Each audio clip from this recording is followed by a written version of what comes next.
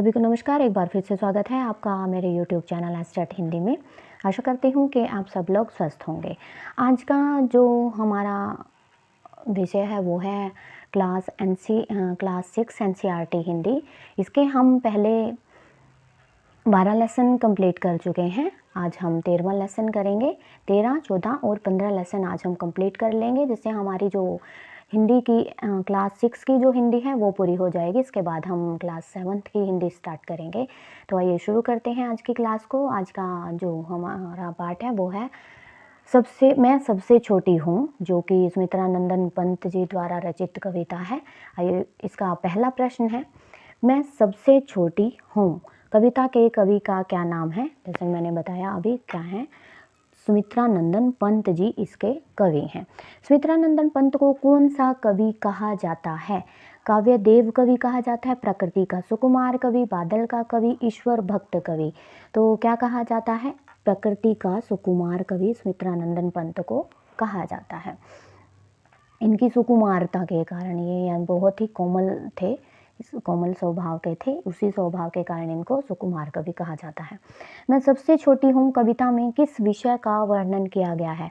बूढ़ों की समस्याओं का, युवकों की बेरोजगारी का, दाम्पत्य जीवन का, बाल सुलभ क्रियाओं का। तो किसका वर्णन किया गया है? बाल सुलभ क्रियाओं का। बहुत इंपॉर्टेंट प्रश्न है, आ सकता है परीक्षा में। अगला प्रश्न है, बालिका सबसे छोटी क्यों बनी रहना चाहती है? बालिका सबसे छोटी क्यों बनी रहना चाहती है? माँ की गोद में सोने हेतु, अन्य बच्चों के साथ खेलने हेतु, स्कूल न जाने हेतु, काम न करने हेतु।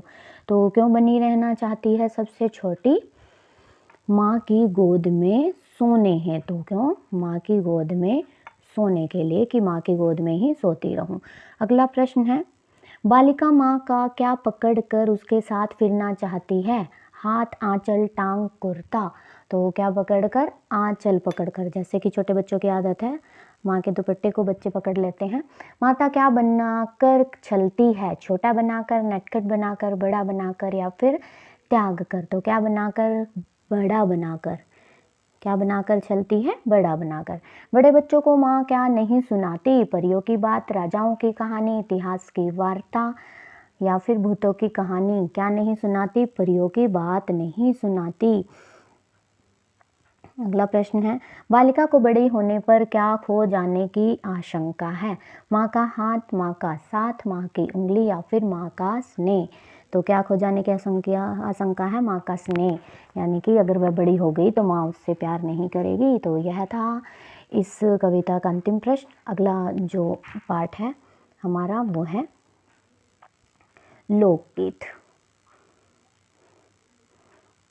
क्या है? लोकगीत। पहला प्रश्न है, लोकगीत निबंध के लेखक का क्या नाम है? लोकगीत की विधा क्या है? निबंध है। सबसे छोटी हूँ जो थे वो, उसकी विधा क्या थी? वो कविता थी, जिसके लेखक थे सुमित्रा नंदन पंत।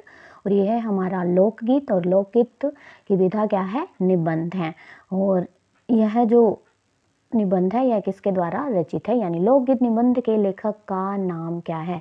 प्रेमचंद, भगवत शरण उपाध्याय, विष्णु प्रभाकर, जया विवेक। तो क्या है इसके लेखक का नाम है? भगवत शरण उपाध्याय। भगवत शरण उपाध्याय। अगला प्रश्न है, लोकगीत किसे कहते हैं? जो अपने आप बनते हैं, जो गांव या नगर की जनता के गीत हों, जो फिल्म में गाए जाते हों, जो पक्की धुनों पर सजाए जाते हैं। तो क्या है इसका राइट आंसर है हमारा, जो गांव या नगर की जनता के गीत हों वो क्या होते हैं? लोकगीत हैं। लोकगीत कब गाए जाते हैं? शोक के अवसरों पर, तीज त्योहारों के अवसरों पर, विवाह के अवसर पर, बच्चों के जन्मदिन के अवसरों पर। तो कब गाए जाते हैं? तीज त्योहारों के अवसरों पर। लोकगीतों के रचयिता कौन है? यानी उनका जो निर्माण किया है वो उसके कौन है? गांव के लोग फिल्म निर्माता, नगर के लोग दर्शन शास्त्री। तो कौन है? गांव के लोग हैं। कहाँ पर जन्म हुआ है लोकगीतों का? गांव में। लोकगीतों को किसके सामने हीन समझा जाता है? फिल्मी गीतों, शास्त्रीय संगीत, साहित्यिक रचना, पॉप सॉन्ग। तो किसके सामने? शास्त्रीय संगीत के सामने लोकगीतों को हीन समझा जाता है। अगला प्रश्न है, कहाँ के लोकगीत बड़े बड़े समूहों में गाए जाते हैं? कहाँ के लोकगीत बड़े बड़े समूहों में गाए जाते हैं? पहाड़ी, राजस्थानी, पंजाबी या फिर संथाली? तो कहाँ के? पंजाबी। कहाँ? पंजाबी, सॉरी संथाली आएगा इसका आंसर, संथाली। संथाली के जो लोकगीत हैं वो बड़े बड़े समूहों में गाए जाते हैं। ये इम्पोर्टेंट है प्रश्न। अगला प्रश्न है, बाउल नामक लोकगीत किस प्रदेश में गाए जाते हैं? बाउल, यह भी इम्पोर्टेंट है। हरियाणा, मध्य प्रदेश, बंगाल, पंजाब? कहाँ गाए जाते हैं? बंगाल में। बाउल, ब से ही बंगाल और ब से ही बाउल। कहाँ गाए जाते हैं? बाउल, बंगाल में। उत्तर प्रदेश के पूर्वी भाग में कौन सा लोकगीत प्रसिद्ध है? वैसे तो ये पूरा ही लेसन बहुत ही इम्पोर्टेंट है। उत्तर प्रदेश के पूर्वी भाग में कौन सा लोकगीत प्रसिद्ध है? कजरी, मुंडा, रागिनी या फिर भतियाली? तो कौन सा है? कजरी। लोकगीतों का संबंध किस जीवन से होता है? लोकगीतों का संबंध किस जीवन से होता है? काल्पनिक, यथार्थवादी, रोजमर्रा लोकगीत, स्वर्ग लोक के जीवन? तो किससे होता है? रोजमर्रा यानी दैनिक जो होता है उसमें। लोकगीतों की भाषा कौन सी होती है? शुद्ध संस्कृत, खड़ी बोली हिंदी, स्थानीय बोली या फिर अंग्रेजी? तो क्या होती है? स्थानीय बोली, जो आम बोलचाल की भाषा होती है हमारे जो गांव के लोगों में, वो। भोजपुरी के प्रसिद्ध लोकगीत का नाम, यानी क्या नाम है भोजपुरी के प्रसिद्ध लोकगीत का नाम? रागनी, भतियाली, चैता, विदेशिया? तो क्या है? विदेशिया। अगला प्रश्न है, विदेशिया लोकगीत का प्रमुख रस क्या है? प्रमुख रस क्या है किसका? विदेशिया का। विदेशिया कहाँ का प्रमुख प्रसिद्ध लोकगीत है? भोजपुरी का। और इसका जो प्रमुख रस है वो क्या है? रौद्र है, करुण है, विरह है या फिर वात्सल्य है? तो क्या है? विरह है। विदेशिया यानी वीर है। बुंदेलखंडी लोक भाषा का प्रसिद्ध लोकगीत कौन सा है? बुंदेलखंडी लोक भाषा का प्रसिद्ध लोकगीत कौन सा है? आला है, रागनी, बाउल, धोबिया? बुंदेलखंडी तो क्या है? आला है। जोनार लोकगीत किस अवसर पर गाया जाता है? जोनार लोकगीत किस अवसर पर गाया जाता है? जन्मदिन पर गाया जाता है, लड़की की विदाई पर गाया जाता है, विवाह के अवसर पर या फिर मेलों में? तो कब गाया जाता है? विवाह के अवसर पर जोनार गाया जाता है। भोजपुरी का प्रसिद्ध लोकगीत इन्होंने बताया, क्या बताया था? विदेशिया। विदेशिया, और विदेशिया का प्रमुख रस क्या है? विरह है। यानी जब कोई विदेश में चला जाता है छोड़ के, तो क्या कौन सी भावना आ जाती है? विरह की भावना आ जाती है। तो उसका प्रमुख रस क्या है? विरह है। और जोनार लोकगीत किस अवसर पर गाया जाता है? विवाह के अवसर पर। अगला प्रश्न है, नारियों द्वारा गाए जाने वाले गीतों की प्रमुख विशेषता क्या है? समूह में गाए जाते हैं, अकेले गाए जाते हैं, केवल साज बाज पर गाए जाते हैं, शास्त्रीय धुनों का प्रयोग होता है? तो कैसे गाए जाते हैं? समूह में गाए जाते हैं। तीज त्योहारों के अवसर पर सभी इकट्ठे होकर गाती हैं। गुजरात के प्रसिद्ध लोकगीत का क्या नाम है? गुजरात के प्रसिद्ध लोकगीत का क्या नाम है? बाउल है, चैता है, गरबा है या फिर बारहमासा है? तो क्या है? गरबा है। क्या है? गरबा है। और बाउल कहाँ का था? बंगाल का था। बाउल बंगाल का था। विद्यापति किस लोक भाषा के लोक कवि हैं? किसके हैं? मैथिली के। किसके हैं? मैथिली के हैं। तो अगला प्रश्न, अगला जो पार्ट है वो है हमारा नौकर। क्या है? नौकर। नौकर, इसके जो लेखक हैं वो है अनुबंधोपाध्याय हैं।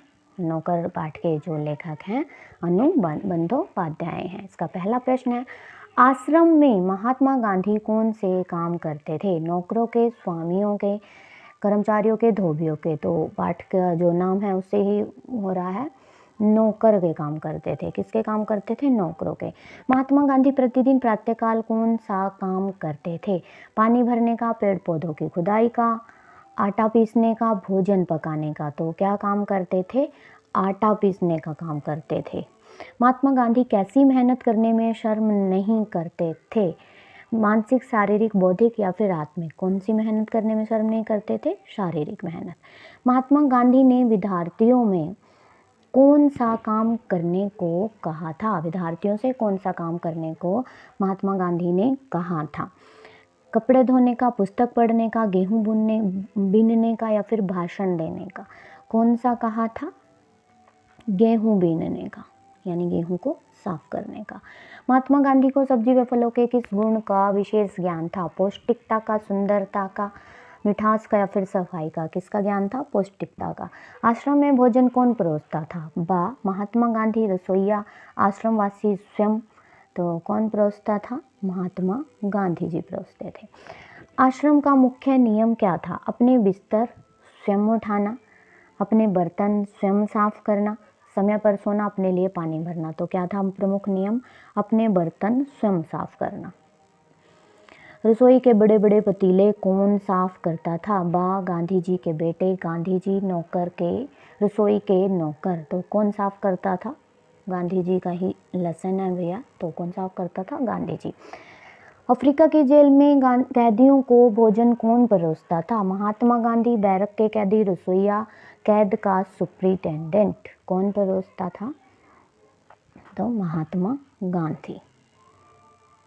महात्मा गांधी में कौन सी अद्भुत क्षमता थी? सोने की, तेज चलने की, शारीरिक काम करने की, गीत गाने की। तो कौन सी थी? शारीरिक काम करने की। नौकर का लेसन है, तो कौन नौकर कैसे काम करता है? शारीरिक काम करता है। महात्मा गांधी के मतानुसार नौकरों को कैसा सम्मान देना चाहिए? मेहमान जैसा, भाई जैसा, पिता जैसा, पराये जैसा। तो कैसा देना चाहिए? भाई जैसा। अगला जो प्रश्न है, लंदन में भोज पर बुलाए जाने पर गांधी जी ने क्या किया? लंदन में भोज पर बुलाए जाने पर गांधी जी ने क्या किया? खाने की मेज पर लेट गए, खाना नहीं खाया, खाना बनाने वालों में सम्मिलित हो गए, खाना अधूरा छोड़ दिया। तो क्या किया था? खाना बनाने वालों में सम्मिलित हो गए थे। आश्रम में काम करवाने का कौन सा तरीका गांधी जी ने अपनाया था? स्वयं काम करने लगते, नौकरों पर रोब डालते, उन्हें तरह तरह के लालच देते, उन्हें वहाँ से निकालने की धमकी देते थे। तो स्वयं काम करने लगते थे गांधी जी। गांधी जी ने किसके बच्चे का माँ का दूध पीना छुड़ाया था? मिसेस मैरी के, मिसेस पोलक के, श्रीमती नारंग के, श्रीमती शर्मा के। तो किसके? मिसेस पोलक के बच्चे का दूध पीना छुड़वाया था। ईश्वर आपको इसका पूरा फल देगा, ये शब्द गांधी जी ने किसको कहे थे? एक भारतीय परिवार के नौकरों को, दक्षिण अफ्रीकन को, कांग्रेसी नेता को, अपने मित्रों को। तो किसको कहे थे? एक भारतीय परिवार के नौकरों को। अगला प्रश्न है, नौ आखली पद यात्रा में गांधी जी ने अपने शहर में कितने आदमियों को अपने साथ रहने की आज्ञा दी थी? को अपने साथ रहने की आज्ञा दी थी? 5, 4, 3 या फिर 2। तो कितने आदमियों को दी थी आज्ञा? 2 आदमियों को। कितने को? 2। तो यह था आज का हमारा अंतिम प्रश्न और अंतिम पाठ भी था, यह है नौकर।